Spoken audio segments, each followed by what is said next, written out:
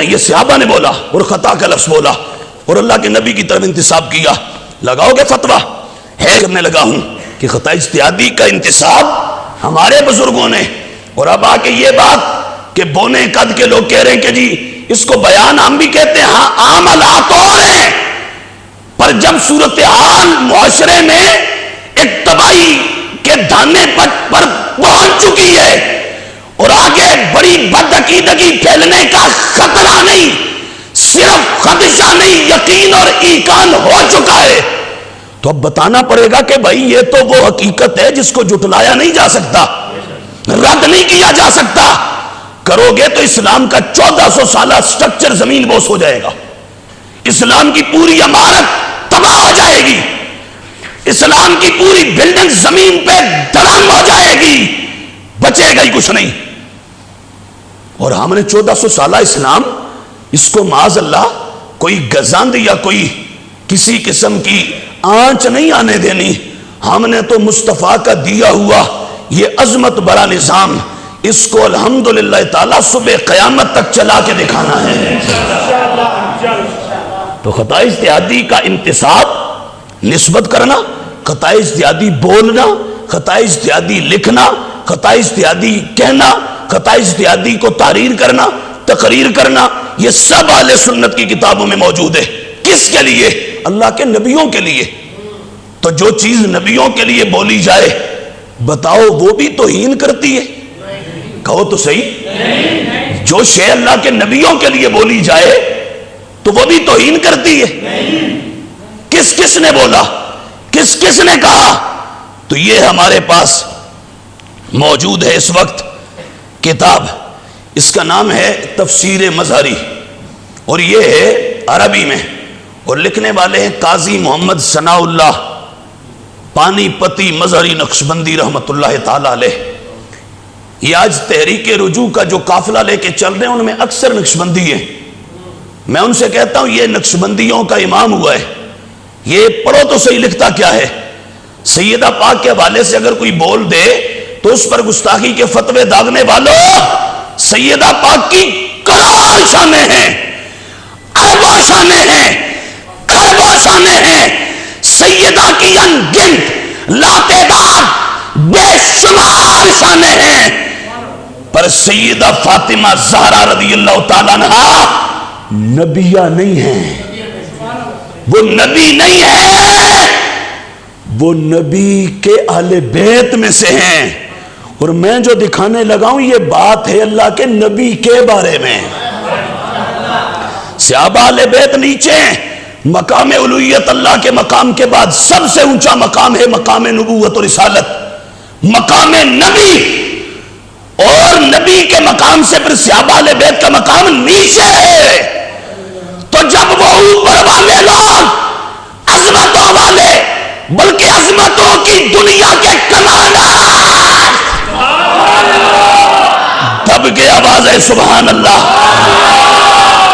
میں بات اور واضح کر دوں اور کھول دوں، ایک بات ذہن میں اچھی طرح بسا لو، فٹ کر لو، انسانیت کی اور انسانیت کی معراج کا نام مقام نبوت اور رسالت ہے۔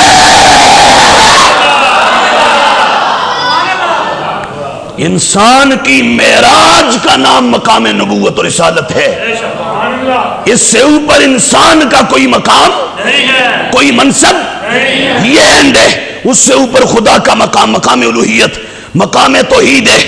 تو میں مقام نبوت کے لحاظ سے یہ دکھانے لگا ہوں، جب وہاں گستاخی نہیں، وہاں بے ادبی نہیں، وہاں توہین نہیں، وہاں اہانت نہیں، وہاں گستاخی نہیں، وہاں انسلٹ نہیں، تو پھر جو ان سے نیچے ہیں ان کے لیے کبھی بھی توہین نہیں، کبھی بھی توہین نہیں۔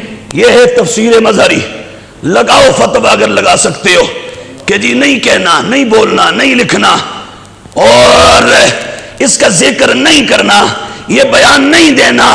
میں نے کہا اچھا ہم تو بہت چھوٹے ہیں، یہ قاضی صاحب لکھ رہے ہیں تفسیر مظہری کی پہلی جلد، لکھ کس کے بارے میں؟ اللہ کے نبی جو دنیا میں آنے کے لحاظ سے سب سے پہلے نبی ہوئے، جن کا نام ہے جناب ابو البشر سیدنا آدم علی نبینا علیہ الصلوۃ والسلام، ان کے بارے میں لکھ رہے ہیں. کیا لکھتے ہیں؟ کہتے ہیں فعلہ بسبب خطأ فی اجتہادہ حیث ظن النہی للتنزیہ. کہ وہ جناب آدم نے جو دانا کھا لیا تھا نا، وہ خطا اجتہادی کی وجہ سے کھایا تھا. کس کی وجہ سے؟ لگاؤ پھر یہاں فتویٰ اور کہو یہ 10 جلدوں میں تفسیر مظہری ہمارے پاس موجود ہے، اور صرف ایک یہ کتاب ان کی نہیں ہے، درجنوں اور کتابوں کے مصنف ہیں.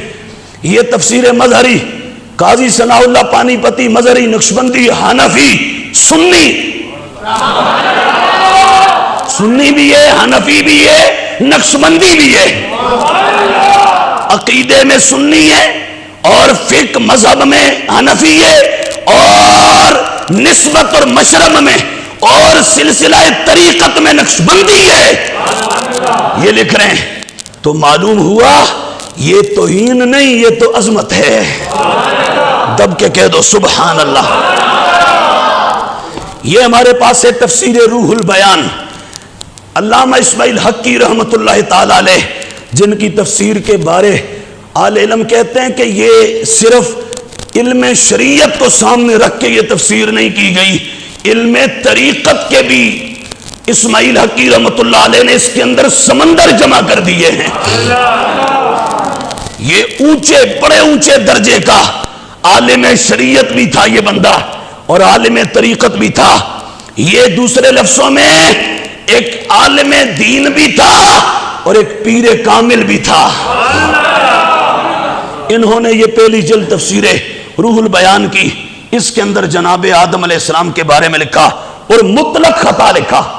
آج کہتے ہیں نہیں، وہ پہلے شروع میں تو بات مطلق خطا کی ہوئی تھی، پھر آگے تشریح کر رہے ہیں کہ خطا اجتہادی. تو میں نے کہا عقل کے کورو، علم کی لگتا ہے تمہیں ہوا بھی نہیں لگی، کبھی تم اس دنیا میں آئے بھی نہیں، کبھی تمہیں یہاں کا وزٹ بھی نصیب نہیں ہوا، پڑھنا تو درکنار. اللہ کے بندہ، نبیوں صحابہ اہل بیت اور امت کے پاکوں کے لیے جب بھی خطا کا لفظ آئے گا تو مراد وہاں خود بخود خطا اجتہادی ہوگی.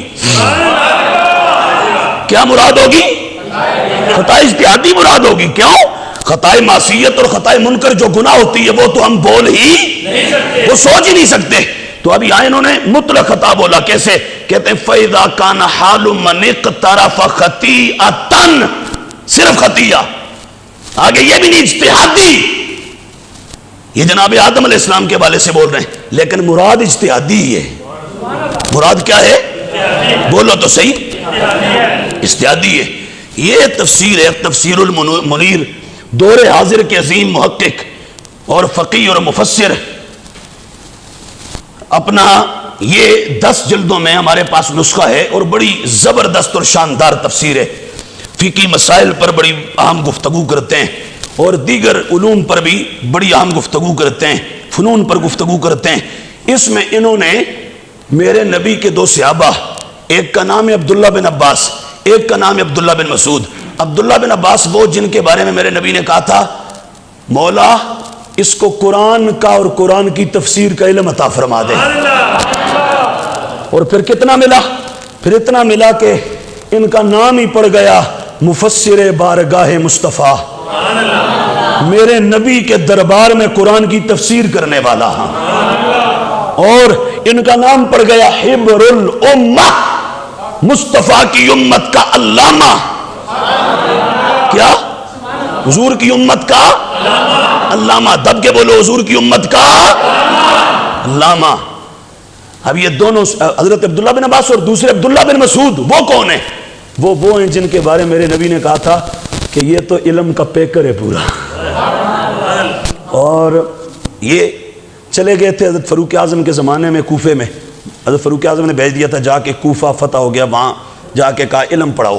یہ وہاں پڑھاتے رہے. تو جب مولا علی کا دور آیا نا، مولا علی آپ نے دارالخلافہ کوفے کو بنایا. جب مولا علی وہاں تشریف لائے، دیکھا تو جدھر مولا علی دیکھتے ہیں ادھر ہی علم کی محفلیں لگی ہیں، تولیاں لگی.